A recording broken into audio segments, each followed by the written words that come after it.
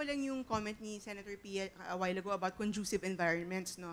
At ibalik ko rin sa usapin ng LBTs and the workplace.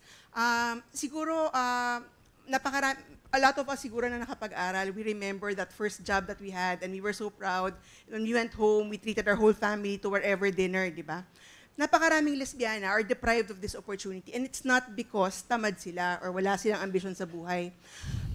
Kaya ibabalik ko sa usapin na since this was organized by a media institution, and we're very happy that it was, ibabalik natin sa mga LGBTs in media or women in media, paano ba natin pinoportray ang LGBT sector sa media? Kasi kadalasan pag sinabi mo lesbiana sa pelikula, it's either nagpapakamatay kami o pumapatay kami, which is not the case.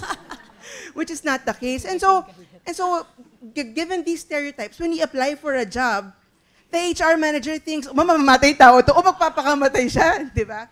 So, so balik natin sa usapin ng conducive environment, bring media to task, in ensuring that positive stereotypes or positive images of lesbians, truthful images are shown. Of course, there are crazy ones among us. Not all of us are not crazy, but not all of us are. That's one. Across all genders, I believe. Across all genders, races, etc. The other point, so that point about media, the other thing we want to call attention to is Senate Bill 2122, Ma'am Pia. So it's timely that you're here. And Ma'am Risa, of course, knows about the anti-discrimination bill. No? It was recently filed by Senator Bam Aquino in the upper house. Finally, a while ago you were talking about a bill pending for 2-3 Congresses. Yung anti-discrimination bill, si Jean Enriquez, dalaga pa. Noon, anti-discrimination bill na siya, 98 pa ata yun. So it's been 5 Congresses already. Finally, it's pending in both houses, in the Senate and in the lower house. Upper House, Bam Aquino, lower house, Leni Robredo, Kakabag-Aw, Ted Bagilat, etc. What does it say? It says, lahat ng tao, ano man ang sexual orientation, gender identity, gender expression, also other characteristics like religion, race, ethnicity, should not be discriminated against in several spheres of life, like employment, schooling, social services. So, Ma'am Pia, it's timely that you're here. Maybe we need your support and you can be our champion this time. Palakpakan natin si Ma'am Pia. Okay. Yan ang nagagawa pag meron tayong mga makababaihan na may voice sa legislasyon, right? Naririnig na may mirror din yung mga thoughts, mga opinion, at mga hininakit natin. Sana. Yes, Jean? Ana, gusto ko lang idagdag o dugtungan yung binabanggit ni Osang kanina tungkol sa gender tracking. Kasi totoo rin yan, pagbalik ng mga babaeng OFW o kaya na traffic sila, madalas yung alternative livelihood na ino-offer talagang gender track, no? Sa parlor at iba pa. Hindi natin yun minamaliit. Pero sabi nga natin, ang tingin ng maraming ekonomista, malaking bahagi o progresibong ekonomista, malaking bahagi dyan ay tungkol din sa pagpaplano ng ekonomiya.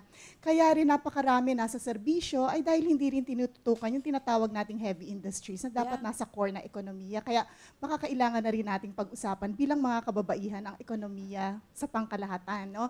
Na hindi lamang tayo pang serbisyo o pagtanggap ng mga piraparasong bahagi ng isang malaking produkto tapos ilalabas natin uli. Kaya napakaliit din ng income na naiiwan sa atin. Kung kaya ang mga babae, maaari rin pumasok sa tinatawag na heavy industries kagaya sa ibang bansa. No? So, kailangan pag-usapan yun. Ikalawang punto lang na gusto ko lang balikan, yung income talaga sa rural areas. Kasi hanggat hindi rin natin naiibalik, baka maging urban-centered. Ano? At ngayon, napakalaki ng kakulangan ng income sa rural areas dahil marami pa ring lupa na hindi napapabahagi. Malapit na ang deadline ng CARPOR na tinatawag natin na pinaglaban ni na Congresswoman dati. No? Comprehensive Agrarian Reform Program, extension with reforms. At ang dami pa nito, pero meron ding nababahagian ng lupa, pero napipilitan silang ibenta kagaya ng kwento ko kanina kasi walang support para dun sa mga kababaihan na magsasaka at iba pa. At kailangan makita natin na isang mahalagang trabaho rin ito, no? Hindi ito dapat pinagwawalang bahala, kundi suportahan. Salamat. Okay, natalakay na natin yung informal sector. At punta naman tayo sa formal sector. Meron tayong mga representatives dito na galing corporate. At dito sa